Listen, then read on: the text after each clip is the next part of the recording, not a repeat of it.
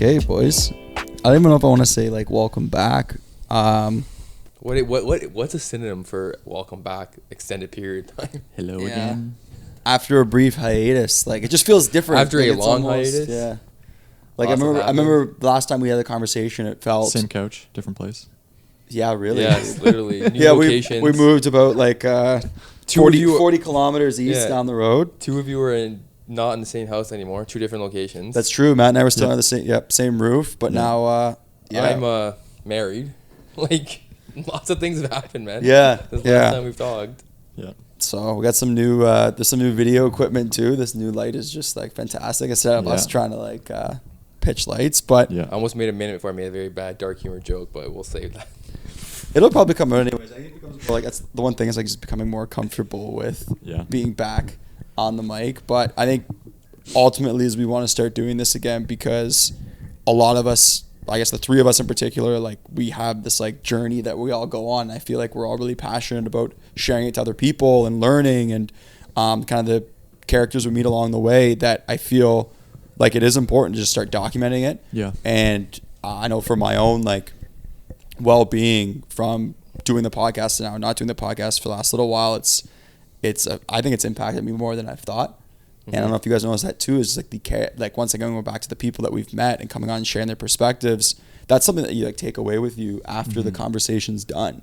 And or even like listening to past podcasts or past Rambler project content, it's like, wow, I didn't really realize how much that impacted me.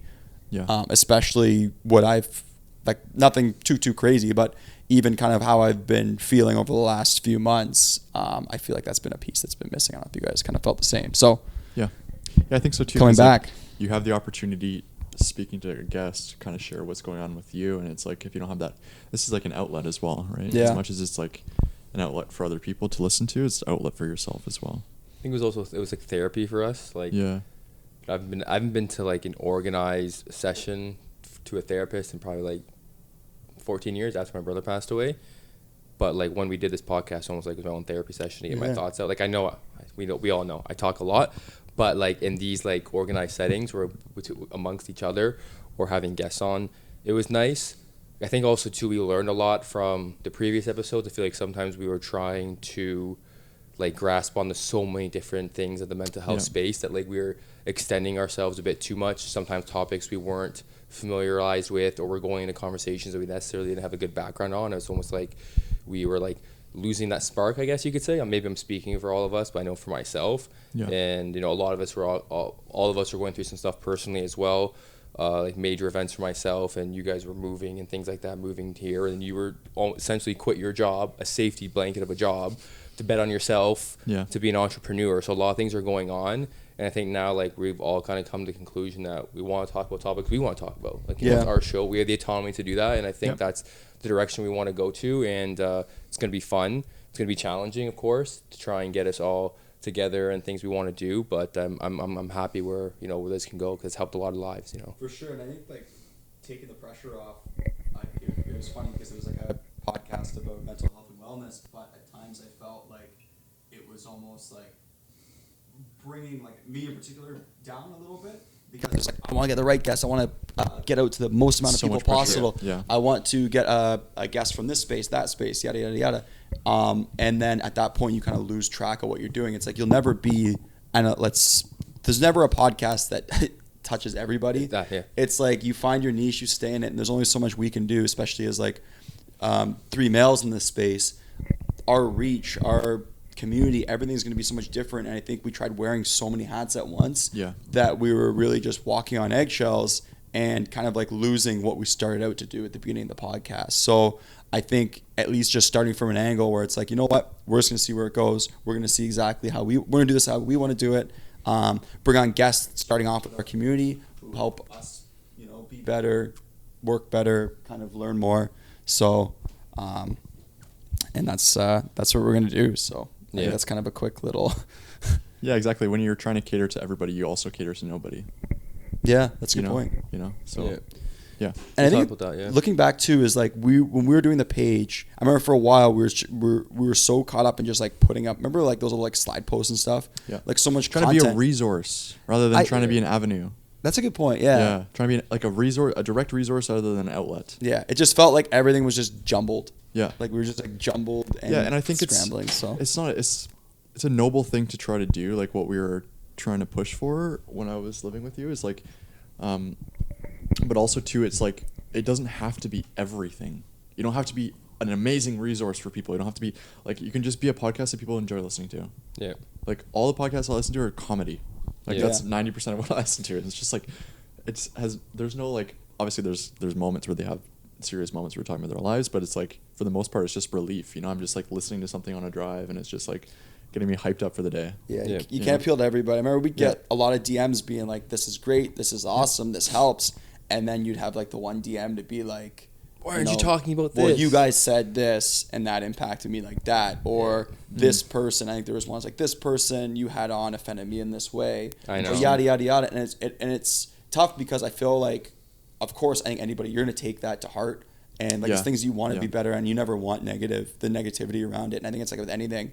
And like I fixated on messages like that a lot to be like, oh my god, we have to clean this up and be once again, it was never had to be cleaned up. Yeah. But it makes you overthink everything. So then Yeah. you have to be so careful when you're talking. But realistically, it's like you can't appeal to everybody. Yeah. So, and I feel like that's in the grand scheme of life. And I feel like that is like my day to day is like all of us really, like you Yeah. fight for this image that you want to perceive of yourself and try to appease everybody, try to be a people pleaser.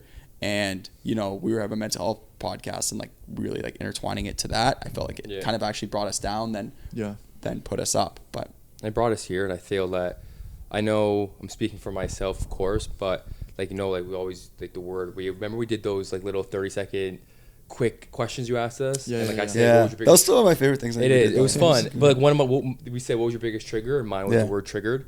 I think it's because of the trauma that I've experienced in my life at such a young age. I feel like I built such a callous and like an armor and resiliency that like when other people say they're offended when like we make bad jokes or we had that person on that I didn't agree with or they did this to me 10 years ago, it's like, you know what, like I understand that like that's your perception of it. Yeah. And then part of us would be like, oh, we would apologize, right? Or like, you know, we empathize with you or we're sorry for that. Yeah. But then it's like part of the other side of us, and I think not in a mean way, but we're just like, then don't listen to us, you know what I mean? Or like sure. maybe our show's not for you because we're diving into topics that like were very taboo when we first started out. Now like we're seeing more people open up about things they're going through and stuff like that and sharing kind of those dark things within an individual's life. Yeah. But we are so worried about, okay, if we put this out, oh, that person swore or that person said this about that community or someone said this, we're like, ugh, should we do it? Now it's just like, you know what, like let's enjoy each other's company of like between us. Some of my favorite conversations are between us three that we've had over the years. Some of our favorite episodes too were with our best friends, like, who weren't even like a guest we reached out to, just like, hey, someone like Omar is available on Sunday, want to come by for a chat? Yeah. And how many people love that one because he's talking about a real subject, marijuana addiction, things like that people resonated with, right? Yeah, and I think people, like, it's the comfortability too. Is like when we had individuals like that on that came and shared their struggles, they genuinely felt very comfortable with us. Whereas, like, unfortunately on Zoom, when you have a contact come in from like San Diego, which we had, or like Chicago or out of town, it's like it's tough because I'm sure everybody has a contact, like who's in this space has to navigate that too. But it just feels like if we go back to the basics, start with our community. These people already, like, we're very comfortable with them. They're comfortable with us. They share their struggles, how they get over it, and we have this like conversation because maybe we're in on that story as well, right? Like maybe we've helped kind of with them or their story or whatever it may be. So I think it's really interesting. I'm really looking forward to like the next chapter, let's say, of kind of like starting back at square one and bringing, you know, these people back on and having conversations about like, okay, what's something we've been struggling with? What's something we've been winning with? What's something that we've been motivated with? How is like our lives changed by doing this, this, and this? What's something we heard recently? And then, you know, building out from there. It just, I feel like start personable and start, that is our why, right? Is like, these are things that could help other people, but at the end of the day help us. And, you know, maybe less reaching, more just more conversation, right? Yeah. Becoming, people who listen to Shannon Sharp, conversationalist. He's not a journalist. That's like to pride himself with, is like having those conversations and providing that space to do it. Yeah. And I think there's try not to have pressure anymore of like trying to bring on certain people or talk about a certain subject because that's the flavor of the week. It's like, okay, like, why do we have to zag when everyone's zagging? That's why, like, the whole expression of, like, zig when other people are zagging. Do stuff like that, right? Like, do what makes us happy, not, like, catering to other people. Obviously, we're still going to let it fly like something like Pat McAfee or whatever. We're not going to be heavily opinionated, but it's just, like, I think being looser and enjoying what we did. Because, like, enjoying authentic. That's a good way to put it. When we first started doing this, a lot of it was, like, we went through some trauma at a small town, right, in Dundas, where people, especially men, didn't talk about their feelings. And that's like when I first guys came on the pod. Actually, that's good. Think of how many guys came on the podcast. I'd say predominantly our guests were male guests. Yeah. Like 60-40 even. Like I feel like at first that was our approach, was like trying to get men, because we were two guys who never had that platform to discuss things they were going through. And at that time, we're like, okay, let's bring on other men who feel the same way. And that's what we got a lot of, like a good core group of people to come on or support us. It's like, oh, wow, like I've never heard or never seen two guys just openly talk about their struggles. Yeah. And like I feel like we kind of lost that over time, right? We kind of went away from, not saying it has to be men on the podcast. I mean, we just lost that enjoyment of getting together and just talking about things that we were going through or life experiences and things like that. And like I feel that's the direction we're hoping to go to. Yeah. So I guess that would be like our intro in quotations for a brief update of what's going on, what we want to do. Yeah. So then at this point too, it's like I feel like we kind of maybe just like whether it's like shared or not, is kind of things recently that we've really struggled with. Yeah. I think that the elephant in the room. Yeah. But once again, like this could be a cut-up point. This could be something that carries through. The motherless man on the couch. Well, yeah, we could. Like as I said, we all. I waited what 12 minutes. I almost made that joke a minute in. The motherless guy. Yeah. But here we are, motherless and brotherless, but we're still thriving. Yeah. That's how I approach it. That was dark. Yeah, bro. Motherless, brotherless, but still thriving. Yeah. But now I know you. Flip it. Now I know Matt and how he operates. So it's like someone ooh, like totally but it's just like normal. I'm just like, oh, okay, that's Matt. Yeah, he deals with this thing. So that's like you can't cancel me for that. But I mean that's what something. Oh, that's a little sickening. But it's also we just talk about how we just want to be like off the cuff. That's your unique unique things where we end up personality. canceling him right off the bat. Like, oh, it's not He just canceled himself for his own traumas and grief. That's your unique personality, though, Matt. Like, It is. It's a coping mechanism in a way. You have for a lot of people, it's humor. I'm just very direct with that humor at times, right? And it's okay. Like that's your life and it's your lens. It's not a terrible lens to look through. It's just like what you were saying about, like trying to direct people's trauma. It's just like you're then taking away from your authenticity and like how you express and how you deal with when you're trying to like match other people's. And I think I've seen like that triggeredness. You know what I mean? Yeah, exactly. Yeah. Like to that, like I've seen that shift and. I know off topic from my discussion with my mom, but I think both of you, whether you picked up on it or not, but like throughout my daily stories for the last probably however long I've been doing them, the last like 6 months have kind of like changed a bit because I'm realizing I knew my mom was dying at the time, and I was like, you know what, like life is just too short for me to try and be nice all the time and like oh, I'm doing this or I'm doing that. It's like no, like like I'm working my ass off, push yourself to be better because life is too short and things can happen because without people even knowing why I was changing that because I knew my mom was dying. And it was like that's where I'm just like it's just there's no time just to like things are tough and it's okay blah blah, like no, like this is reality of my life and I have to push through. Right, I have to not move on in terms of my mom's memory and thinking about her, but in terms of like life has to move on. Like life, it will. We can dive into that more, but life is going to move on after someone passes away, right? Yeah, and obviously there's a lot of we're gonna talk about your mom quite a bit, and I feel like there's a lot of talk about like whether from 10 years ago or to where we're at now. But I think a question was I wrote down, but I also did want to bring up to you as well, is that. Forgot to put my phone on silent. That's okay. And I don't even know if like what we just talked, off topic we talked about even good or not, but like I can repeat some of the stuff we just said to your question. I know you might see me cut this out. Yeah, we can do whatever. Like this can I'm be. writing these times down anyways. So it can be edited. But the one thing I did want to talk about, because you talked about your stories, and like obviously I think at the point where this is one of the first episodes again where people know you are going to be listening to this. More stoicism, you could say. And but like you've posted an Instagram story for like how many days straight now?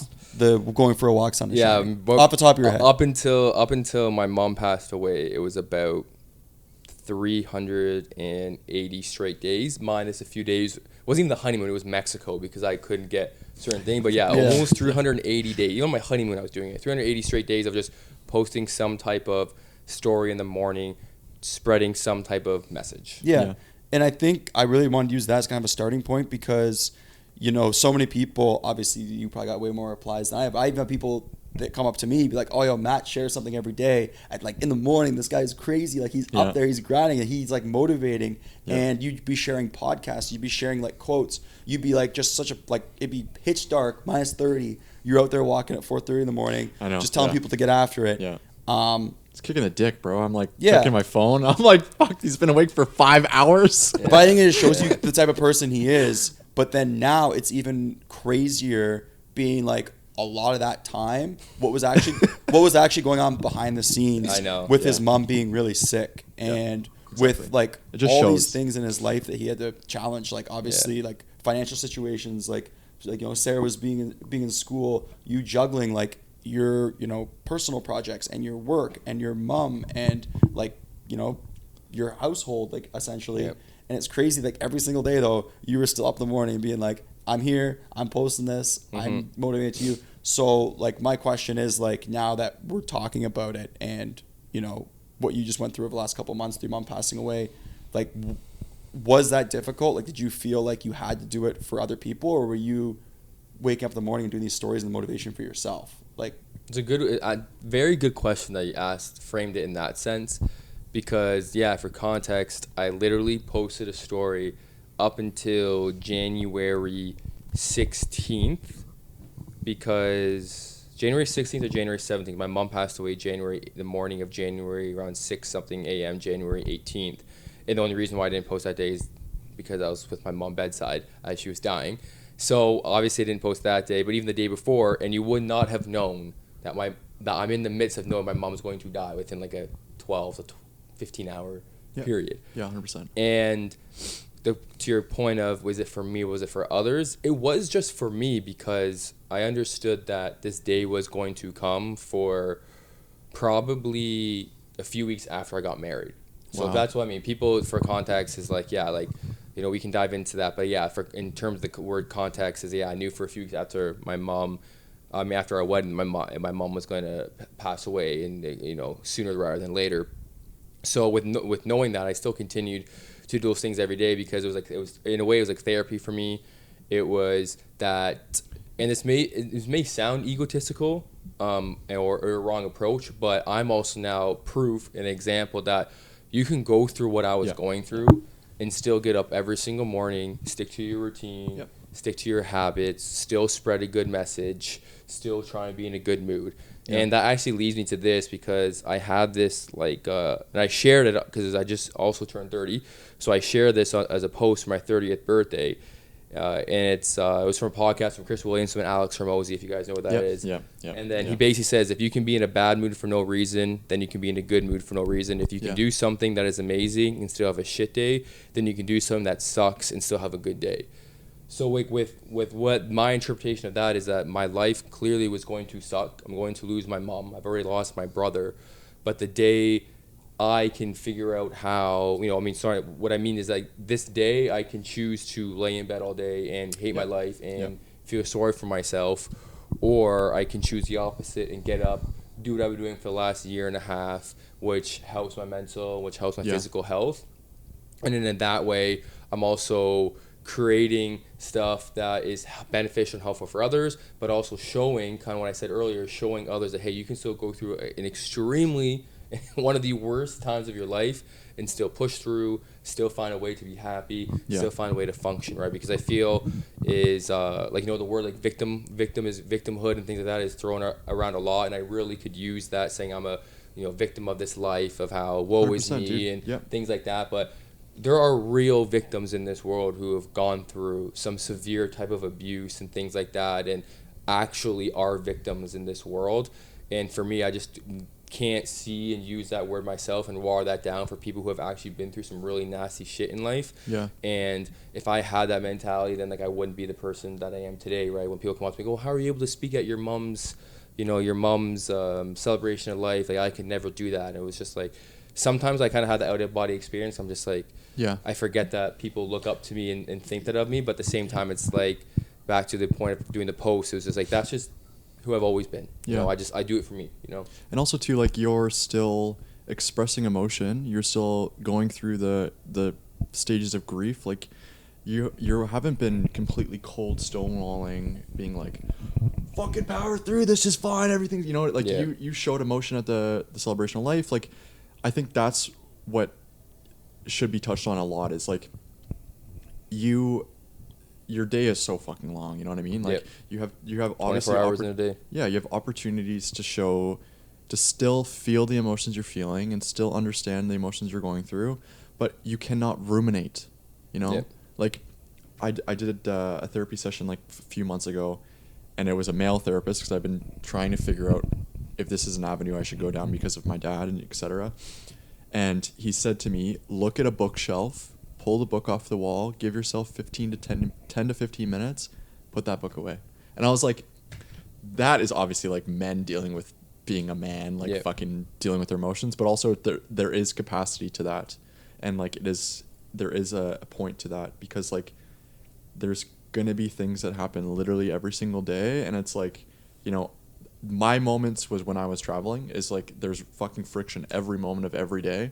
And I made a choice very early in my first like week or so traveling that I was like, okay, am I going to be the person who's fucking pissy all the time? Or am I going to be the dude who's like optimistic and stoked? And that was like the compliment I got for 4 months, was like, I've never met somebody more positive and more optimistic. And it's just like we were talking before we started airing, it's like, I still have a problem letting myself feel the emotion and like being okay with being upset, like especially around, you know, at your celebration of life and going through those emotions, but it's okay. Yeah. You know, and like to your point, like you can still get all the things done you need to do. You still need to be a functioning member of society. You still need to show up for your wife and your job and your friends and family, and you can still show up emotional. You can show up good. You can show up kind. Like, you don't have to be one or the other. Yeah. You know? Yeah. I also did want to add, so that's a good point. What Matt added, like, obviously for you, like, I haven't lost a parent. Yeah. And it's not something that I've gone through. And we talked about like death in general, and it's tough unless you've lost someone really close to you. It's very tough for somebody to resonate, right? Like, I'd love to kind of like be on that same level as you, and at the same time, like actually, you don't want to be on that level with me. Let's put it that way. No, I feel like I know what you're getting at, but obviously also have to. I wasn't wording that properly. I don't wish this on anyone. But it's one of those things. It's like, I can't resonate with you. Yeah.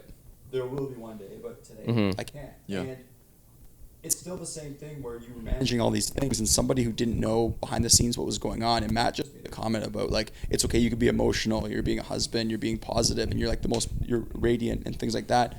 When you're posting this stuff every day and being positive, but behind the scenes, what was going on in your personal life, did you feel like this kind of like dissociation? Did you feel like you're almost living two lives? Because I feel, obviously it's so easier said than done.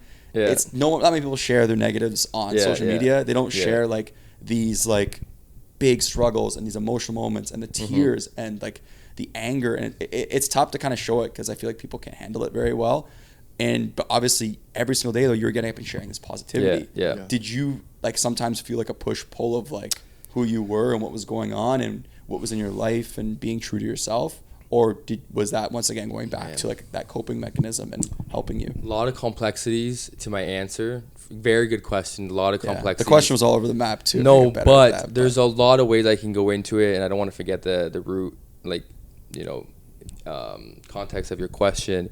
It's just, if you guys remember, I talked about this vividly during my 24-hour walk, when the reason why that was one of the hardest things in my life and allowed me to finally be in the acceptance phase of grief is because how my parents, you know, rest in peace my mom, of course, but like how they essentially lied to me and covered up the fact of how my brother died. Yeah. And that was like a big thing for me. And the issue was because I was going on live TV, I was going on radio, and and once I knew how my brother died, that's why I stopped saying how he died, because I was not being my authentic self. Part of the complexity of what I was saying that is because I was also, in this time, abiding by my mom's wishes not to let people know she was dying. If you guys asked me, I probably would have been sharing it more about how she was dying to let people know. And you are very open, like exactly. You do share a lot. And to let people know what it's like to be a caregiver to someone who is dying. Yeah. I also posted like a TikTok. Was going to post it on Instagram because I have way more of my friends and family and counterparts on Instagram than I do TikTok. TikTok's more just like where I get to kind of express myself and things like that. And I was running and training 10K in the morning. And if any of you guys have seen that one, it was, dealing, and I posted this after my mom died. The day my mom died, it was like about anticipatory grief. And it's even a question for you two. We can even go back and forth, and I can answer a bit more of your question again. Is that when you know someone is going to die, how are you going to change your life? How are you going to change your ability to be there for someone that you care about who is dying? How are you selfishly going to be there for yourself? And that was like a real tough one for me because I knew she was dying. I knew months she was dying. I was the one taking her to appointments. I knew when she had a few weeks, and I knew when it was going to be a few hours. And it's like, okay, now if you know that information, what are you going to do? Mm-hmm. Right? And then so for me, posting those stories and trying to be positive is like I knew this behind the scenes always was happening. I've been taking care of my mom for the better part of a decade. And previously, which we've talked on here, people know my mom suffered severe, I alluded to it at the Celebration of Life, she suffered severely from mental illness since she was a child. She was sexually abused as a child, which no one ever knew about. And now going back to being a son, like imagine you guys hearing that about your own mother. Yeah. Right, of hearing that stuff, and out of respect to my mom, I'll not share more, details of that encounter. Yeah. But it's, taking care of that at age 20, age 21, when you're starting your own relationship, having all these things that you're just carrying with you, and then it's like, holy fuck, like, can you give this woman a break? Yeah. Right. I know I'm going off a tangent off your question, but it's just me even thinking out loud. It's like, holy fuck, can you give this woman a break? And it's like, when I really mean that I don't wish her life upon anyone, I really mean I do not wish her life upon anyone from such a young age of what she had to go through and how she was able to keep going. But the positivity standpoint is like I've witnessed my mom deteriorate. Mm-hmm. I know what happens when myself 15 years ago when I tried to kill myself, or when I went down the path of laying in bed all day, doing nothing, having no hobbies, not going to the gym for Matt Ravida context, not going on my runs. I'm training for these marathons. If I stopped training, what it would do, if I wasn't eating right, how I'd feel about myself. All these factors, I've done those 15 years ago. I've witnessed my mom firsthand, how it affected her for so many years, how many relationships it ruined. So like if I stopped doing that, that's how there'd be a problem with me or myself, or that's how like I'd be out of sync if I wasn't doing those things. And like I need to do those things because some people will say it's not healthy, right? And my response to those people is like, A, you never lost anyone, you can't tell me how to grieve. Secondly is I'd rather be unhealthy on the healthy spectrum than be unhealthy relationship on the unhealthy spectrum. And what I mean by that is people referring to you're running too much, you're working out too much, you're too positive, because people do say that, like you're too positive. Like when I'm like outside in the cold, like people in group chats are like, Matt, like shut the fuck up, like it's -30, I'm not gonna change my mindset. You know what I mean? Like you can think like that. Like it doesn't bother me, right? I do this stuff for me, and if it inspires other people, then awesome. Then that's what someone who wants to be a leader, who prides himself on being someone to try and inspire others, does. I don't go out and do it for the sole purpose of trying to be a leader or trying to inspire others. If my actions inspire you, then that's good, because if I can share this now with you guys about trying to be a caregiver, how to deal with trauma, how to go through grief, it might open up other people's eyes that you can still, like you said, 24 hours in a day. That's why they call me Mr. 24. Not because I walk 24 hours. It's because I get a lot out of my day in 24 hours. Yeah. So it's like you can have those bad times. Like for my 30th birthday a few days ago, I was crying at 7:50 a.m. Never forget, 7:50 a.m. because I saw my phone. People are texting me, and it's not my mom. But I have my mom's text from 2023, so a year ago, where she said, "Happy birthday, Matthew Alexander Nestor Ravida," which is my two middle names, and which I shared on Instagram, saying it's gonna suck not seeing this message anymore. Yeah. And then 10 minutes later, my father-in-law, so Sarah's dad, was picking me up to drive me to the gym, and we crushed an hour and a half workout together. So that's what it is, like the duality of like I'm gonna be able to cry for 5-10 minutes, go have my shower, regroup, and then go do what I'm supposed to do. That is what I'm supposed to do. Is I'm supposed to get picked up at 8:00, go work out with our trainer at 9, be back, and then do what I need to do for my birthday when I get back with Sarah. I could have, the old me or bad state Matt would have sobbed in bed. Hey Dave, I'm not gonna come today. And then Dave and someone like you guys would be like, you know what, Matt? If you didn't know me, you'd be like, you know what, Matt? That's okay. Have a bad have the day. But for people who know, like, no, I'm coming to get you because they know like I've instilled that kind of mindset that like no, I need to keep pushing, right? Like I need to keep pushing. Like it's not about motivation anymore. It's about having discipline and habits to keep going through those dark times because this is a freaking testament. People can say like you do these things. When I was walking, when I didn't know my mom had cancer, I didn't know she was dying, and I'm still doing it when she is dying because I built the habits, I built these calluses, I built the mind to keep doing it. I think that's important. You talked about the use of the habits. So a lot of the time too, it's like how your brain works. It's you're faced with some sort of obstacle or like an emotional response, and right away your mind goes to like, I'm gonna go work out, I'm gonna go to the gym. Yeah. It's like when you have these like subconscious like things that have been built up in your head, this negative experience or this happens in my life, then you offset it with this. So then over time it's like one of your responses is not whittle away for 5 days in a row. It's like get after it, go to the gym, and then you can go back to that. You can go back, but it's like you're.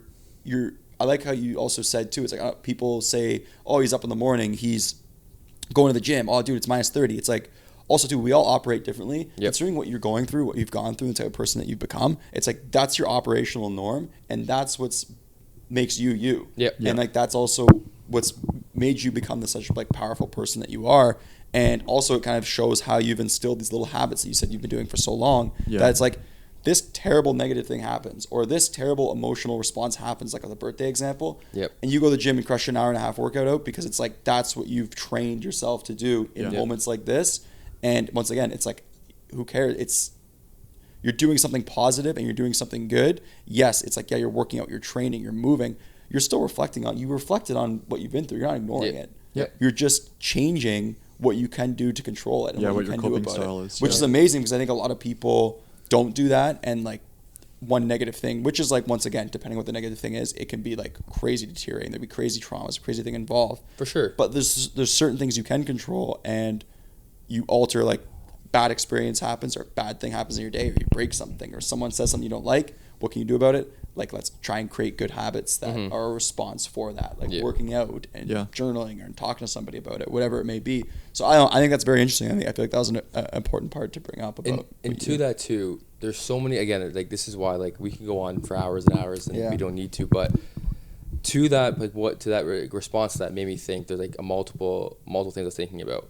I made about being controllable and uncontrollable. I made a post to end 2023 saying this is one of the greatest years of my life. I got married to Sarah, and if you guys know, I express my love for Sarah all the freaking time. Like that's my person, right? And getting married, and you guys were all there, and it is one of the greatest days of my life. I was crying as I walked down the aisle. If you go back and read that post, I quite literally say indirectly that 2024, beginning of 2024, is going to be the hardest time of my life. I know it's going to start off like poorly, paraphrase my own self, the irony of that. That is because I knew my mom was going to die in January. So I knew already, right? I can't control that she is going to die. But to your point, what can I control? Every other thing. Still getting up every day. Still training for my marathons that I have planned for 2024. Sticking with those goals. Still going for walks. Still taking Sarah for a date. Still seeing my friends as much as I can. Still seeing my family. Still showing up for myself. Importantly, the most important thing is still showing up for myself. That is what I control. And that always comes back to when we had Mason on, who, again, there's no such thing as compare and contrast, but he lost his whole freaking family. I know. I think about him all the time. All right? the time. And you know, my two biggest takeaways from him were, of course, the 90-10 rule of like, 90% of life is what 90% of your life is what happens to you. 10% is how you react to it or how you react to it. Something like that, right? But basically that refers to control and uncontrol. You probably can't control 9% of things that happen in your life, but you control how you react and the 10% after, right? So that goes into like how I can control the situation or my mom's death, which I couldn't control. The second thing I took away from him is that he is the first. When we look back to look at that podcast episode with him, that was end of 2022 or beginning of 2023. Yeah. He's just talked about a few weeks ago being the 2-year anniversary of his whole family passing. Yeah. He was on that podcast with us within less than 6 months. And at that time, he was saying how his wife would want him to be happy. His context is different because he was talking about relationships, right? How he was dating again. His wife would not want him to be alone for the rest of his life, raising their child together. So he was saying that I need to give myself grace and the ability to be happy again. Yeah. My happiness is a different type of thing, of course, because I didn't lose my spouse, but the same thing is I'm allowed to be happy. Am I going to grieve? Of course. Am I going to miss my mom? Yes. Am I going to honor her as best I can? Of course I will. Doesn't mean I can't be happy the next day, the next week, the next month, the next year. Yeah, it's just letting yourself feel both spectrums of emotion, right? Like, you can still, like, it's, I don't know. I think a lot of people probably see your posts and probably just think like, oh, this guy's just fucking pushing that shit down. You know what I mean? But it's like, they don't see the moments like you just described where like you're crying. You know what my pushback is to that, actually? I actually think because they know that it's me and because of how I share myself, they actually don't think that. Well, that's good, but I'm saying like... I think so. No, but that's not true. But my point to that is because like when you actually share about who you are as an individual, people understand that now, right? And that's more like to the point of like how we were saying earlier off camera was like how if I fucked up and said something here, you guys are like, oh, we could cut that. It's okay because they need to know that these bad days are part of the grieving process. Yeah, that's true. Yeah. No, I think like the didn't mean to cut you off midpoint. No, I mean, but I do agree with what you're saying. But like the person who doesn't know you, you're talking general sentiment. I get that. Yep. But it's like it is true. It's like important for the people to, if you're listening to this takeaway, like let yourself feel the range of emotions. Like it's okay to be sad, and it's also okay to push yourself and go to the gym still, or like do whatever your outlet is and be happy doing that. Like it is not wrong of you to be happy in those moments, even though you're going through something tough. Yeah. That's like, I think a lot of people have guilt of like survivor's guilt, right? It's like, or like, like, and guilt towards losing somebody, but still showing up and still being a happy person. It's like, oh, and also like to your testament, Matt, is like, you've been challenged so many times uniquely in your life. That's why I was smirking. Yeah. I've had a trial run at death. So yes, that's why your point is very valid. From a very young age. So it's like your life, like nobody can look at you and just be like, wow, I can't be like Matt Ravida. It's like, no, you've been tested since you were young, and it's just slowly grown, like through basketball, through your life, like there's been so many moments of testing, and just you're just like, okay, one more day, one more year, one more month, one more, like that's what grows that callus, and that's why you're the reason you are today, is because you haven't stopped. And like I can relate to you in that sense as well. It's like what I went through as a kid to show up at 18 was already an accomplishment, you know, and then like losing my friend at 18, and then like going through college and doing all those things. Like me and Maddie talk about this all the time. It's like the things that I've had to do by myself, a lot of people have had the support for. Yeah. And like, I'm not going to sit here and be like, fuck, like fuck my parents. Like, it's just, that's the reality of my situation. I'm not going to sit back and be like, poor me, Yeah. It's just like, sit up or shut up, Yep.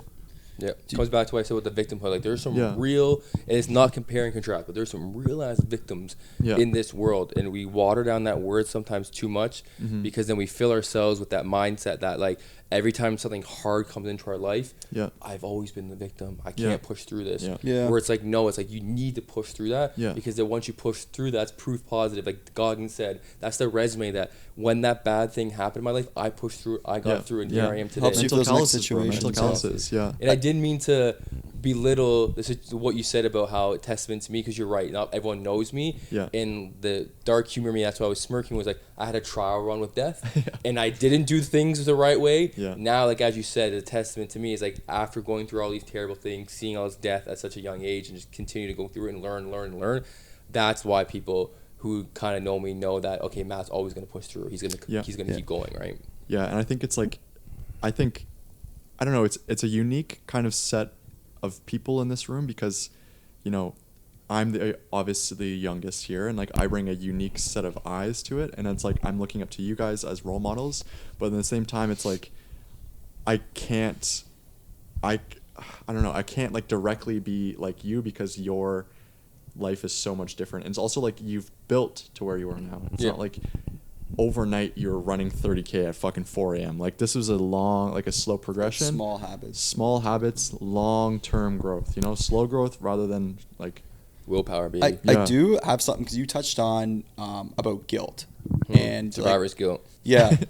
Okay. Do you have guilt, obviously, what you've been through with your mom, but like seeing like you succeed, and like from other lens, or other people, or even yourself, like physically, mentally, whatever. Do you feel guilt for being happy, and do you feel guilt for taking these big steps, considering like the people you've been around and what you've been through, or no? Do I feel guilt for being happy? Like, do you feel like you deserve to be happy? Do you feel like while after seeing so much struggle, is that something you strive? Happy for me, like I really into that. Happy is such a phrase and term that I've really thought about lately, in terms of like it not being the ultimate emotion that people should be chasing, or I should be chasing. Yeah. Because you're not always going to be happy every second of every day. Yeah. I understand where that comes from, because, you know, when we're at the doctor's office when we're kids, it's are you happy, sad, whatever, right? Like, and you always want to be happy. That's true. That's interesting. And it's more like I'm trying to figure out a way to make sure my life has meaning and fulfillment for myself. But feed into the happiness. Yeah. But it's still obviously you're gonna be happy, but it's more just like trying to shape the mindset of like trying to decipher what is happiness to me. Long story, philosophical, I have to be different response.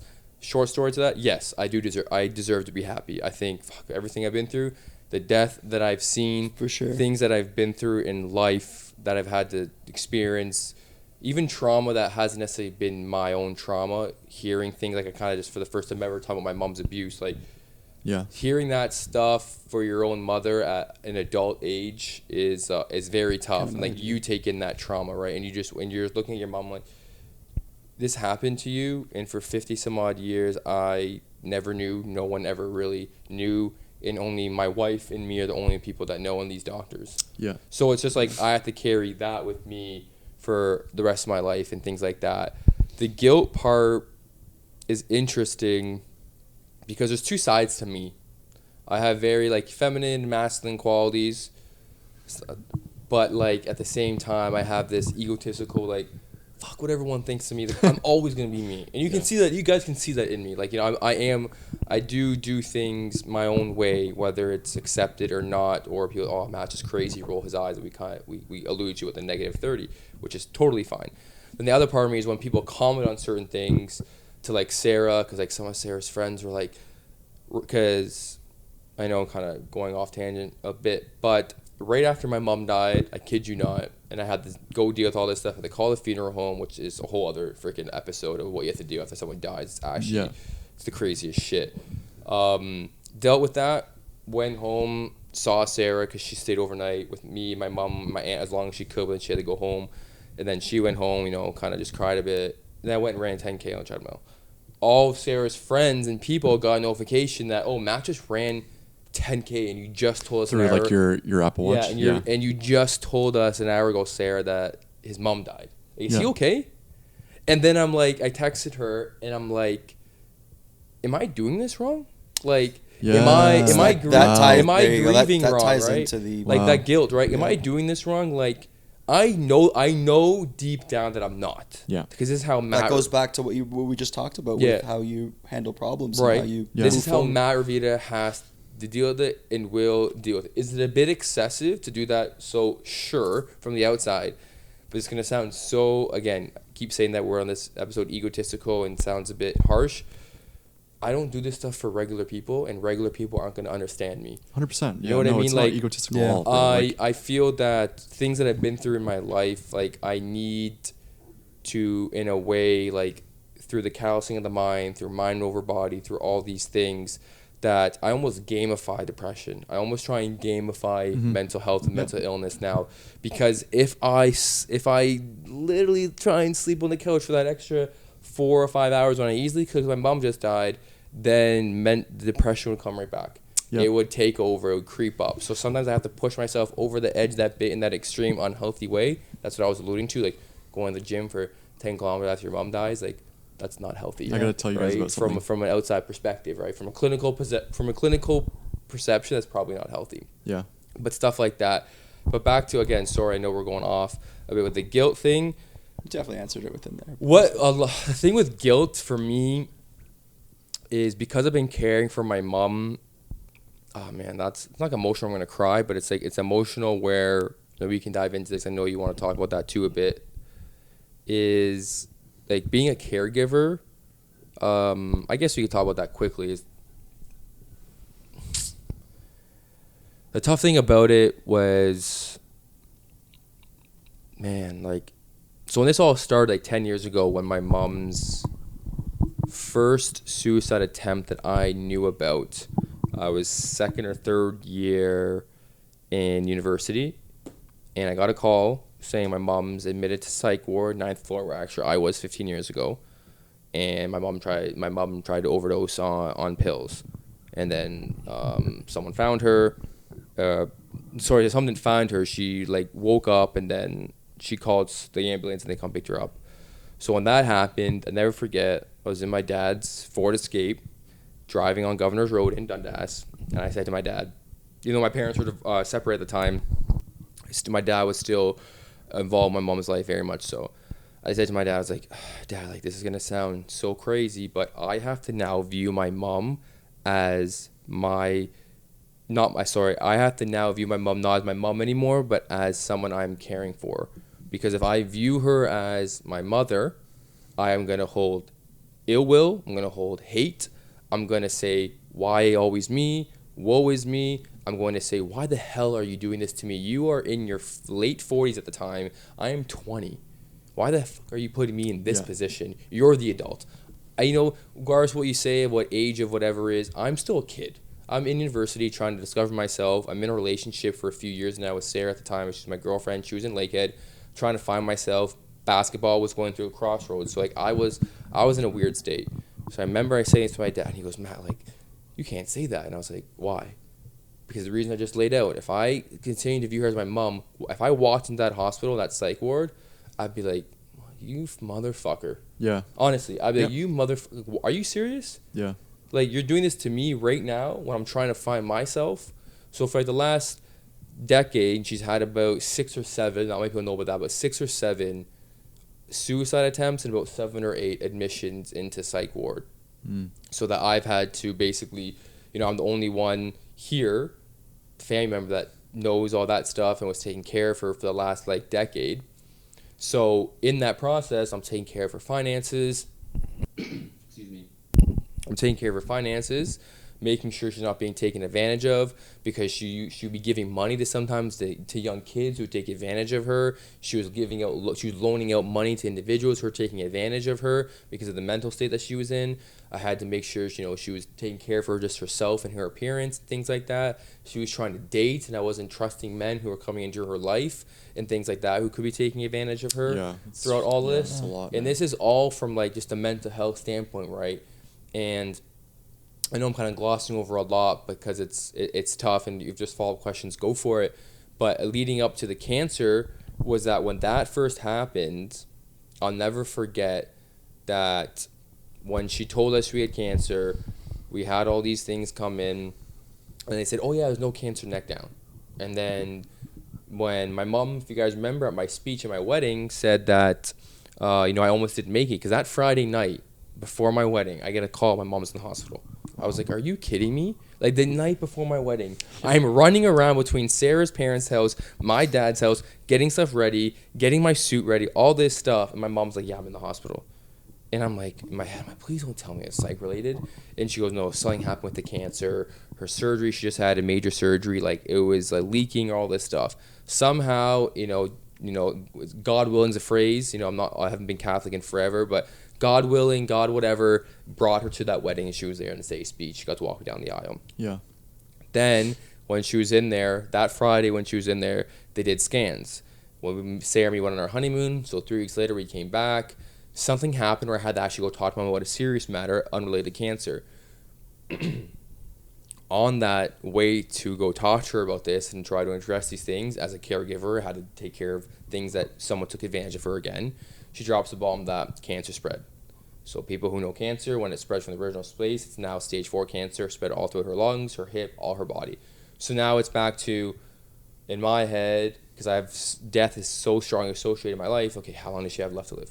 Yep. Then we went through all that process, we're going to do these therapy sessions, all these things. I'm in caregiver mode, taking her to every immunotherapy appointment, cleaning up after her in terms of like if she had the vomit, you know what I mean? Like putting on her shoes, all these things that I'm doing. I'm leaving work early. Sarah's going down on her shifts, all these things that are happening. And then leading up into basically when she dies, right? Then we're having this, like all these things that we're having to take care of.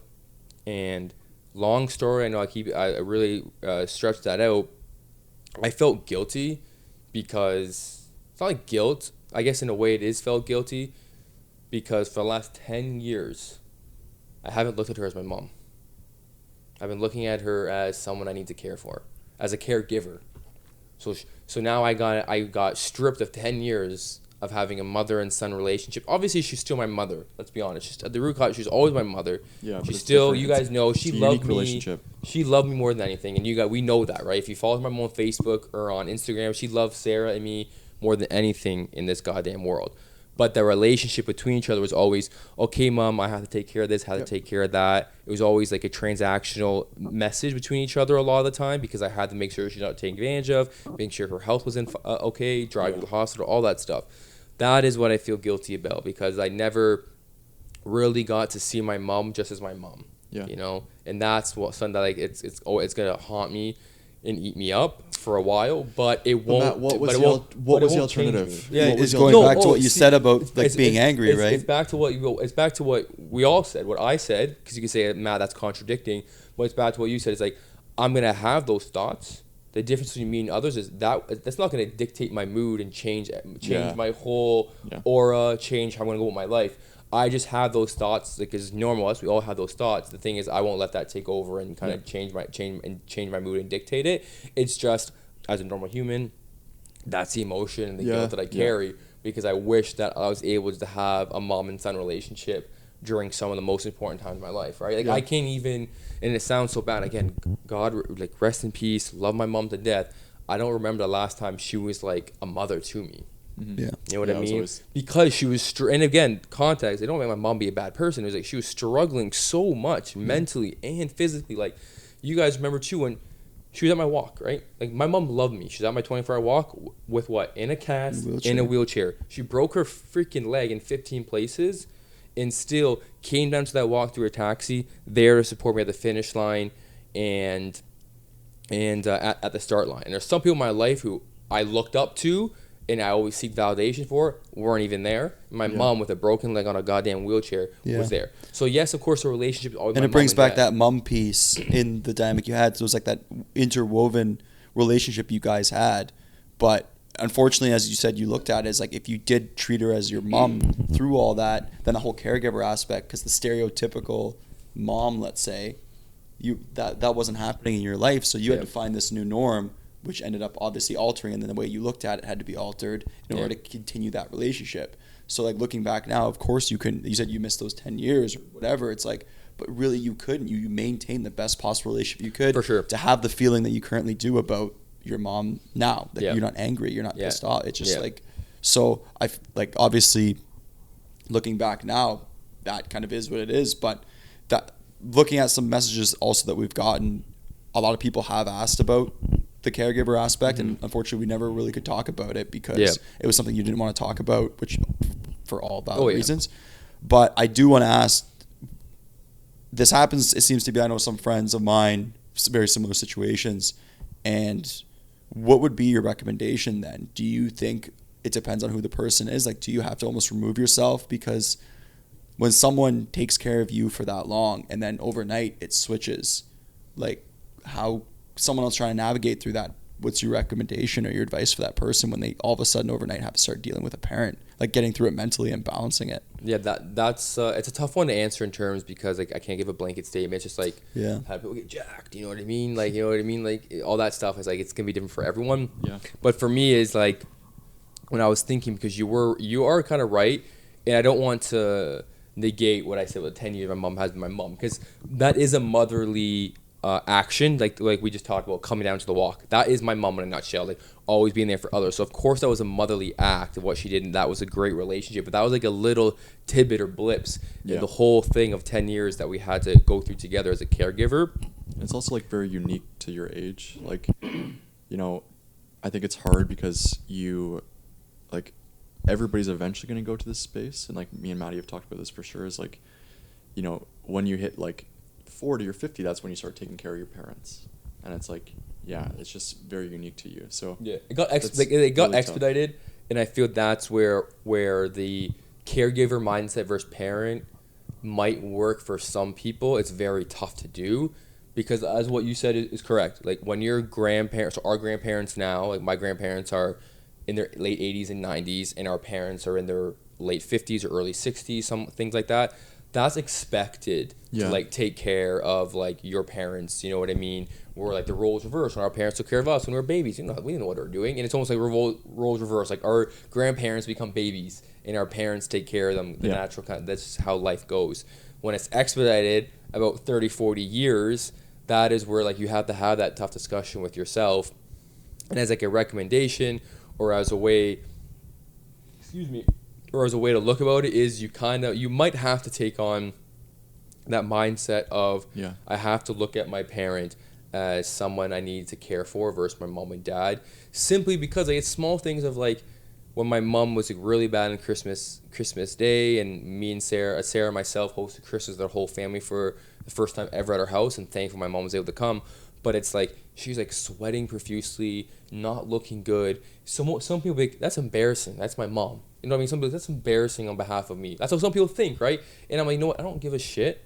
My mom needs help putting her shoes on, and if I treat her as like, mom, like that's so embarrassing. Like, come on, like, what are you doing? Like, that's how you would think as like a stubborn kid, right? Oh my God, mom and dad, you're embarrassing me. Like, I'm a teenager now, right? Like, that's how we think about. So when I highlight that caregiver, it's like, no, like Matt's job right now sounds bad. Put on her. It's non-negotiable. It's like that. Put on my mom's shoes. Put her jacket on. My mom needed my shorts. I went in my bedroom, sure, got her shorts. Got a towel, wiped the sweat off her head so she looked presentable. If I had that mindset of like, oh my God, like why are you doing this to me? Yeah, it's I would not constant. I would constant. It would eat me alive. Yeah, and then I wouldn't be able to provide the care that she needed. That speaks to the maturity of you, Matt. Like it's incredible, and I think obviously you and Sarah are together for a reason, right? Like her doing the stuff she does in healthcare and the way you view life as a mature way, like you guys are both very mature, very mature people and responsible people that way. It's like you couldn't be with somebody who has the opposite mentality, or like you know, it's like it makes sense why you view it that way. And it's just like, you know, take things day by day if your parent is struggling and if they're going through stuff, but also recognize that for them to ask you to help and ask like for you to be in that position is like they don't want to do that by choice. For sure. And I think like you had that moment very early on, and her being very vulnerable with you, and like her relationship to you had to change overnight too, not just yours to hers. So hers had to change as well. And I feel like a lot of parents would be way more resistant and way more stubborn because the pride thing. It's like I'm a parent to take care of you, not the other way around. So it's like that dynamic could really mess with somebody. Yeah. And it's also a fortunate situation because, oh my God, at the end of the day, I was forced into it. Yeah. Yep. My brother passed away. My parents were separated. And it really only is me. My mom's sisters out west. My mom's parents both passed on. Her stepdad, which is still my grandfather to me because they're married before I was even born, lived out like an hour and a half away, and he's older. So it almost caregiver. Like you just have to. It's like that. Go time. Yeah. I have to do this. And then you built your life around that. Like it's crazy. Yeah, I think that's something we haven't touched on though, is the balance. Yeah. And because I remember sometimes you couldn't show up to a podcast. I remember sometimes you couldn't make it. And I remember you always being like, of course, respecting your privacy, be like, you know, this is something that we'll talk about one day that we can't. And like this happened a lot. And looking back now, it is incredible. Like obviously you said you didn't have a choice. You just did it, but ultimately you did. And you showed up and you juggled everything, your job, your wedding planning, your relationship, your friends, you know what I mean? Even like dealing with side projects like what we do. Yeah. And you created this like balance of like this, I'd say almost like this like pyramid of your life. And I think that's truly incredible. I think that's something that could be taken away from somebody else, to be like, you have to find some sort of balance and routine, and you did, right? And I feel like that's something that we haven't really talked about either, is like how you juggled your day to day with like how a phone call can completely, like, how many phone calls did you have that would completely change your day, week, now your life, right? It's like, it's something that none of us have really, like, me personally, I've never really experienced, where it's like constant times where I'm like, I have to make sure my phone's on. I have to make sure, well, I guess for work, that's completely different, but where I have to make sure I'm in a position where I can drop everything and this could happen. So I have to always be aware, right? It adds another component to your life and how you live and what you do in your vacations. And it's something that I think we haven't really thought about. It's like, it's just, I completely lost my train of thought, but. No, I was going to say, but if you think about it, let me know. Yeah. To that point, it's the balance one. There's so many ways you can go into that. You're asking a lot of good questions, but they're elongated, which is what me and you love to do. So you can have so many parts to it. There's a few things. The time one is back to my lovely joke. I self-anointed myself, like, Mr. 24 for 24 hours. I walked that people gave me. But I also say there's 24 hours in a day. If you want to do something, you will make the time. Yeah. Simple as that. Back into the if I know, back to the control versus uncontrollable, if I know my mom has an appointment at 10 a.m. that I have to take her to, okay, if I'm up at 5 a.m. doing my hour walk, doing my 10K run, I finish at 6, 7, make sure I get food, all that stuff. All that stuff is wrapped around 10 a.m. appointment for my mom, because back to this point, I have to be there. I have to do this for her. So I can't control that time. The doctor made that time. So what can I control around my 24 hours of my day? It's still being Matt, still being there, showing up for myself, showing up for my wife, taking care of any other thing that has to be taken care of. Okay, that's what I can't control right now. I can control everything else around it. Yeah. So that's back to making time. If you want to do something, you want the time. Back to you being a designer. You were hesitant at first, maybe because of just like self-confidence issues, like, is my art really good? Am I really good at what I'm doing? But now that you found a way to juggle it, it's because you enjoy it. You want to do it. You're making time to do it based on your 24 hours in your day. You know you have to work. That's your full-time job to support all this around us, what you're doing, going out, enjoying yourself with your girlfriend, things like that, stuff you want to do. But you also enjoy this. It's a side project. But you also are willing to make time to do it, right? Not many people understand that, like, yes, you sleep 8 hours a day. I always do this exercise with people. 8 hours a day of sleep, give or take.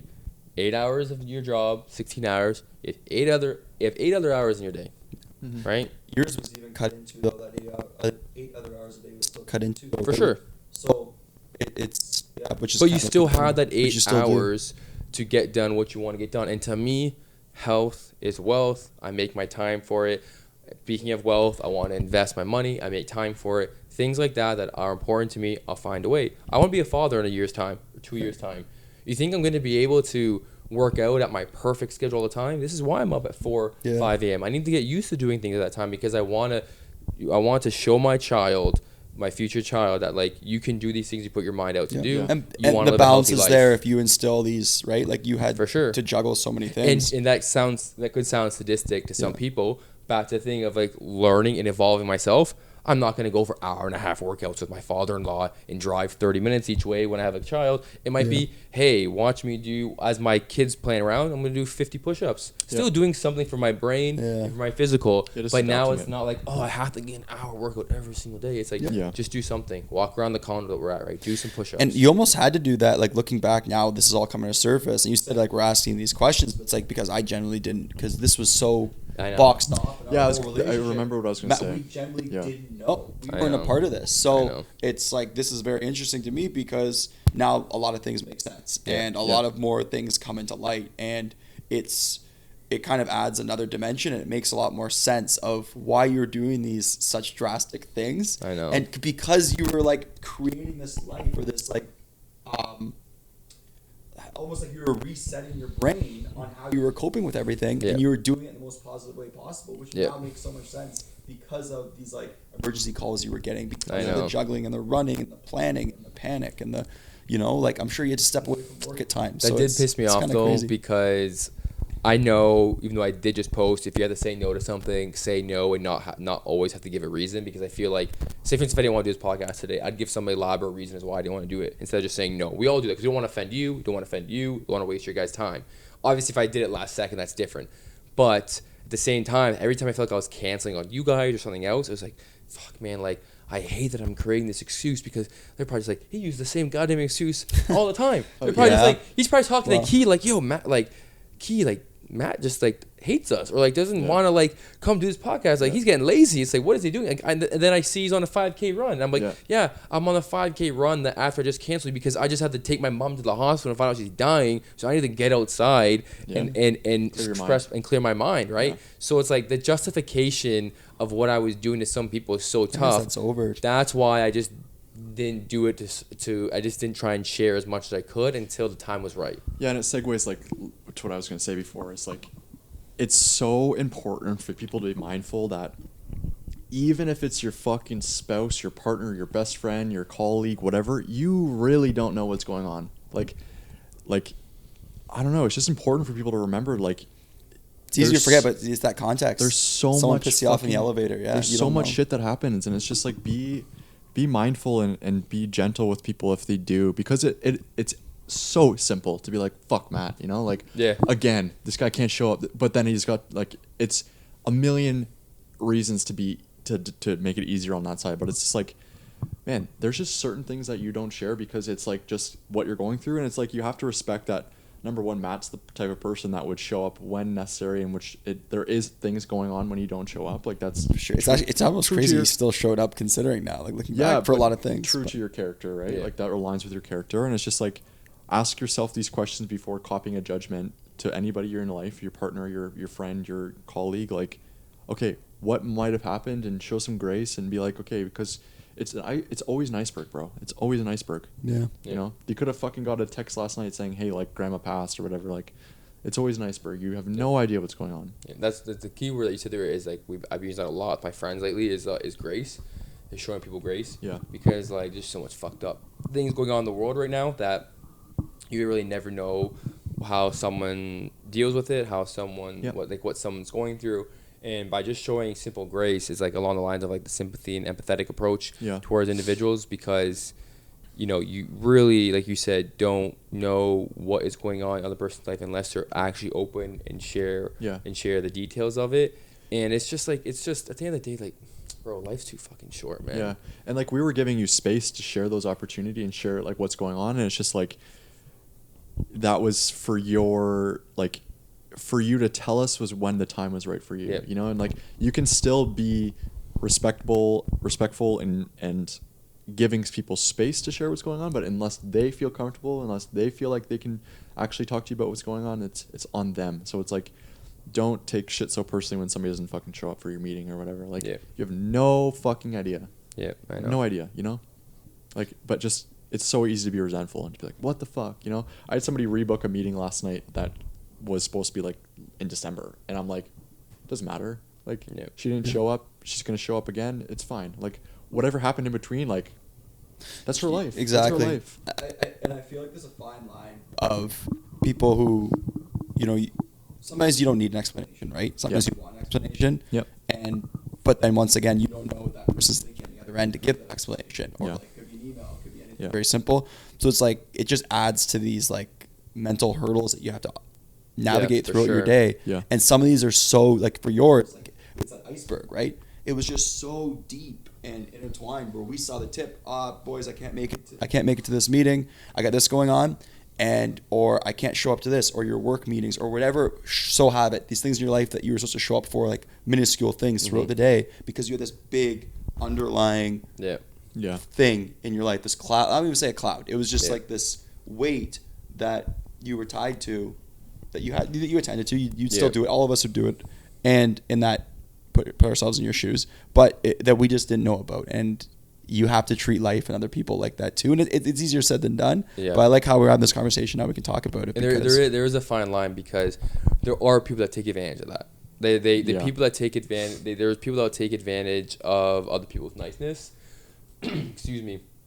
And I feel the reason why maybe you guys have given me grace and some of the things, because what you said earlier was that if like someone's life's on the line, even if it was going off my mom, I would be there. Like if you were on the step of a bridge, or you both, or you like need money or something like this, like I'd be there in a heartbeat to be there for you if that's what you guys needed.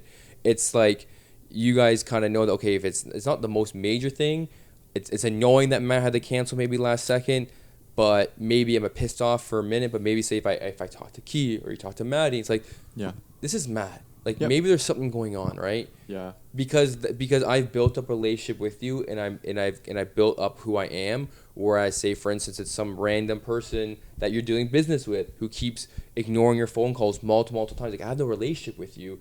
Like that's that fine line. Like, you know, like this is very frustrating. This is unprofessional. Yeah. Because like I don't have a relationship with you, and you're dodging me like multiple times. So then you have a right to be pissed off, right? Yeah. Because that makes sense, and we're human, and that's and to me that'd be fair, right? So it's a tough dynamic though to deal with. It's hard to show grace to people, man. It really is. Yeah, it's a challenging thing for sure. Yeah. And for sure, kind of tie this all together now is obviously your last, I'd say, 10 years, but last 2 months in particular have been a whirlwind, and the prime focus, obviously, your mom, the incredible person she is. Like she was one of our biggest supporters. Like we could have a whole episode about her. Yeah. You know, what's something now that we can talk about that you've learned from this, like kind of bring it all together? Like how are you going to move forward in your life differently? Like, do you think, like, have you noticed a massive change, especially over the last 6 months? Are you going to start moving things differently? Or do you think because these habits and everything's so deeply instilled in you that you're like, that's going to be your norm of how you operate? Like there's no big change, right? What to say? I'm motherless, I'm brotherless, and I'm still thriving. Yeah. But that was what was going through my head the whole time. But it's actually, no, like it's going to be the same. I remember what I mean by that. I didn't mean to cut off like your thing. You had a very thoughtful question and thing there that like I really appreciate, because you know death does change a lot of people and how you see life. If you guys were there, you guys there when I spoke at my mom's celebration of life? Yeah. I know it was kind of a emotional speech, so I was crying, probably need to say some things. But what I said in there was that I really do not need any more death. Yeah. To understand appreciation for life. Yeah. To be grateful. I don't need any more fucking platitudes. I understand. I need to appreciate little things. So like, to your question and to your response there, life's gonna be the same for me. Like I am going to continue to honor my brother in terms of overdose awareness. I'm going to continue to honor my mom in terms of, you know, maybe it could be cancer, it could be something else, like her for Moms Only group, like trying to give supports to grieving parents and help out with that, because we raise so much money for that cause. And it depends. The camera's clicking there. Is that good? Yeah, it's still running. I was wondering the same thing, but it's still running. We're good there. I'm not sure. And the other thing too is like, just gonna keep honoring the people that I love. I'm gonna keep. I know I'm a terrible bad joke, but I'm still gonna keep thriving. I deserve, like back to that what you said there. I deserve to be happy. I deserve everything that's going to come into my life because of things that I've been through. You know, I've worked hard to kind of be where I'm at. Like, I'm not going to age myself and say I'm 30 because all this stuff happened technically before I was 30. So, not many people have probably been through or seen the things that I've been through before I was the age of 30. So, it's like, what are the next 30 years going to do? Yeah. Probably cannot test me anymore. And if they can, I'll still push through it. You got it. Yeah, systems in place. I'll still push through it. And one thing, too, is, you know, my mom was very much afraid and scared of how people viewed her and people talking about her because of all her mental illness, mental health. She really ostracized people, so it's continuing the path to help with the stigma. My mom did die because of her cancer, but full transparency, and you know, maybe she would talk about this later on, and she didn't want to because she was scared. And you know, it's now that she's not here, I'm not doing wrong by her, but you know, she was exploring MAID, which if you guys are familiar with MAID, medically assisted suicide. Yeah. And that was something that that's why she didn't want to talk about herself dying, because if she was exploring that would be like, okay, tomorrow's the day it's going to be. Mm-hmm. And we went through the process of doing it, but she couldn't even make it to the second assessment because the cancer's deteriorated her body so much. And I'd love to try and reach out to people and be spokesperson for that, because I feel that medically, assisted suicide or medically assisted death is something that is very much helpful to not see loved ones and not to allow loved ones to suffer any longer. And that is the purpose of it. It is not people who are at our age and having a few bad days and, I want to kill myself legally or go through the medical wise. My mom was suffering. My mom had my mom's prognosis was a few weeks, and she suffered pretty badly at the end. And that is the purpose of these things like this. And it's for me to now openly talk about that, because if you are going to say that something like my mom was not a fucking fighter, I will fight you today. Like my mom fought. Warrior, dude. Yeah, my mom fought until the last breath. I kid you not. To the last breath that she had that I witnessed. And someone to explore that of her magnitude is not easy to explore something like medically assisted suicide, but it sometimes makes it easier for the family. You don't have to watch someone suffer at the end. Yeah, exactly. They go away peacefully. They go away on their own time. They know that, say, in a few weeks or a few months, I'm going to try and enjoy my life, that whatever I have left of it, knowing it's not going to be good, right? Yeah. And it's really being a spokesperson for that and diving into those discussions and trying to help out others and not be such a taboo where you can't even tell your friends and family that you're assisting. Like you're not giving up on life. Like life gave up on you, unfortunately. Yeah. It's not the other way around. Like you fought until the end. These people are doing it because they don't want to suffer no longer. Is there a weight off your shoulders? This might be an emotional question, but is there a weight off your shoulders now, though, knowing that struggle's over for you and for her? Like, do you feel that? In a way, yes. And again, it's gonna go back to, I don't really give a shit what people say. At the end of the day, it's not even a weight. It's actually almost a relief. My mom was suffering for so long. I had to watch her suffer for so long that she's with my brother. She's with my uncle. She's with her mother. She's with her aunt. She's with her father. I keep going on. The freaking death in our family is so present, it's not even funny. And she is going to be happy. She gets to be with her son again. She's had multiple suicide attempts. Death is something that, she attempted herself because of how bad her struggles were. So in a weird way, is that life kind of did its thing for her. And it sucks to say it out loud, but life kind of gave her a more dignified way of going. Struggle, but more of a dignified way of going. And now that relief is out of her hands. It's, there's no more stress and things. And my God, it's like I said about my brother. Would I wish my mom was here? It's like, fuck yes. Any second. But for her to continue to suffer mentally, if you knew my mom, she was there, but she wasn't there. It's like, what kind of life is that to live? It's not a life to live. Yeah. Right. And like that relief and that weight on your shoulders, for a more lack of better term, is monumental. Don't have to. I wish my mom could text me every morning again. I wish, but like knowing that she actually is in a better place, and we use that sometimes too much, just as a figure of speech at someone's funeral. But my mom really is in a better place. She's not suffering anymore. Yeah. Yeah. As I said, like I feel like that's a good place to end. Yeah. Like obviously, ending on the high note of your mom too, and just the incredible person she was and the support she gave us. And I know this was a lot, and this is something we've talked about for a while. And having this conversation was like, I'm grateful we could have this conversation. I'm sure other people are, and it was, yeah. Mm-hmm. Yeah, I agree. I just think like I just always appreciate like ultimately how vulnerable and you guys are, and like just generally like it's just important to just know that you don't always know everything, that's going on in somebody's life. I think it's just important how because this is life. Like this is literally life. People are losing siblings, people are losing loved ones, people are losing parents all the time.